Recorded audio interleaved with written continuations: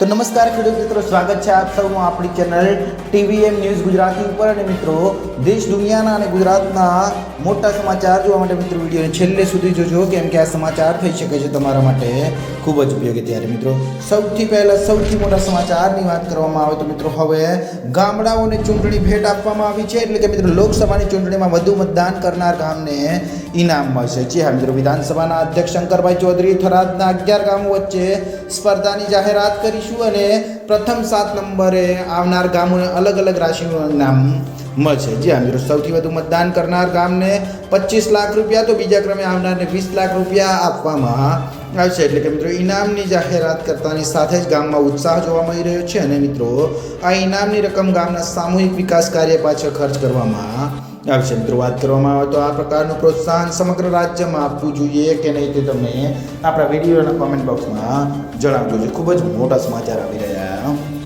છે. ત્યારબાદ મિત્રો, બીજા મોટા સમાચારની વાત કરવામાં આવે તો મિત્રો, હવે ગુજરાતમાં ચોમાસું ક્યારે બેસશે? એટલે કે મિત્રો, હવામાન નિષ્ણાત અંબાલાલ પટેલે જણાવ્યું છે કે ગુજરાતમાં આ વર્ષે ચોમાસું વહેલું શરૂ થશે. મિત્રો, ચોમાસાની રાહ જોઈ બેઠેલા ખેડૂતોમાં આ સમાચાર સાંભળીને ઉત્સાહ જોવા મળી રહ્યો છે. ત્યારે મિત્રો, આગામી 10 થી 12 મે સુધીમાં દેશમાં આંધી અને વંટોની સાથે પ્રી મોન્સૂન એક્ટિવિટી શરૂ થઈ જશે. ત્યારે 23 અને 24 સુધીમાં વાર્તુળો આવશે. એટલે કે મિત્રો, 8 થી 12 જૂન સુધીમાં ચોમાસાની શરૂઆત થશે. આ વર્ષે ચોમાસાનું દરમિયાન આંધી વંટોળ અને ભારે પવન સાથે વરસાદ પડશે. એટલે કે વરસાદ અને ચોમાસાને લઈને આ ખૂબ જ મોટા સમાચાર આવી રહ્યા છે. ત્યારબાદ મિત્રો, બીજા મોટા સમાચારની વાત કરવામાં આવે તો મિત્રો, હવે ચૂંટણી પહેલાં ગુજરાતની જનતા પર મોંઘવારીનો માર ફરી વળ્યો છે. જે આ મિત્રો, જનતા પર સતત મોંઘવારીનો માર પડી રહ્યો છે. ત્યારે વર્ષની શરૂઆતમાં જ ખાદ્યતેલના ભાવ વધારા કરાઈ રહ્યો છે. ત્યારે મિત્રો, 2024ની શરૂઆતથી જ ચોથી વાર સિંગતેલના ભાવમાં વધારો કરવામાં આવે છે. મિત્રો, વાત કરવામાં આવે તો મે મહિનાની શરૂઆતમાં જ સિંગતેલના ભાવમાં વધારો ઝીંકાયો છે. ત્યારે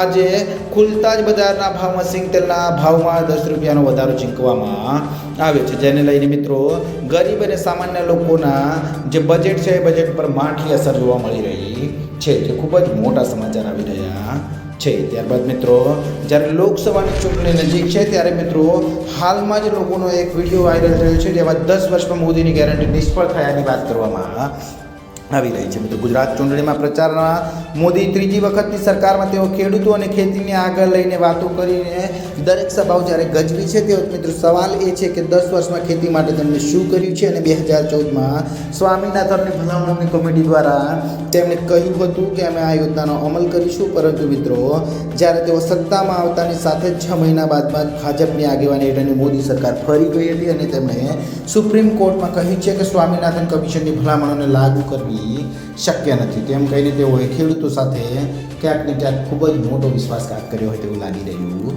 છે. જે ખૂબ જ મોટા સમાચાર આવી રહ્યા છે. ત્યારબાદ મિત્રો, બીજા મોટા સમાચારની વાત કરવામાં આવે તો મિત્રો, હવે વિશ્વમાં પ્રથમ સીએનજી બાઇક આવી ગયું છે. એટલે કે મિત્રો, હવે પેટ્રોલ ડીઝલના વધતા ભાવને લઈને કંટાળી ગયેલા સામાન્ય માણસને હવે સીએનજી બાઇકની રાહ જોઈ બેઠા હતા, ત્યારે તેમને આતુરતાનો અંત આવ્યો છે. મિત્રો, વાત કરીએ તો બજાજ ઓટો વિશ્વની પ્રથમ સીએનજી બાઇક 18 જૂન 2024ના રોજ ભારતમાં લોન્ચ કરવા જઈ રહ્યું છે. ત્યારે મિત્રો, બજાજ ઓટોના મેનેજિંગ ડિરેક્ટર રાજીવ બજાજે આ વાતની પુષ્ટિ કરી હતી અને તેમણે જણાવ્યું હતું કે આ બાઇક આવતાની સાથે જ લોકોના મોંઘા પેટ્રોલમાંથી છુટકારો મળશે, તેમજ માઇલેજ પણ સારી મળશે તેવી આશા હાલમાં વ્યક્ત કરવામાં આવી રહી છે. જે ખૂબ જ મોટા સમાચાર આવી રહ્યા છે. ત્યારબાદ મિત્રો, બીજા મોટા સમાચારની વાત કરવામાં આવે તો મિત્રો, હવે આવાસ યોજનાને લઈને મોટી ખુશખબર. એટલે કે મિત્રો, પ્રધાનમંત્રી આવાસ યોજના હેઠળ સબસિડીની રકમ તથા યોજનાના વ્યાપમાં વધારો કરવાની વિચારધારા કરી રહી છે. મિત્રો, સૂચિત સુધારામાં વ્યવસાયિક દુકાનદારો તથા નાના વેપારીઓને પણ યોજના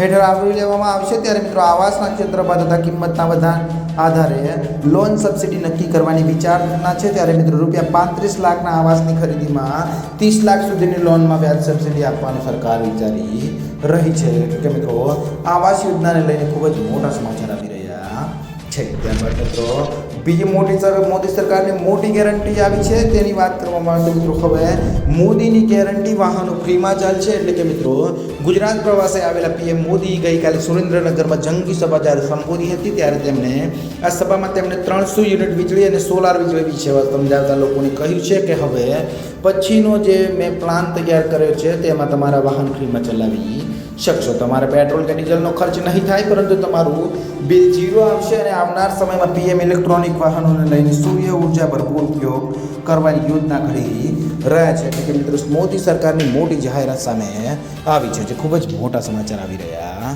છે. તો મિત્રો આ હતા TVM 9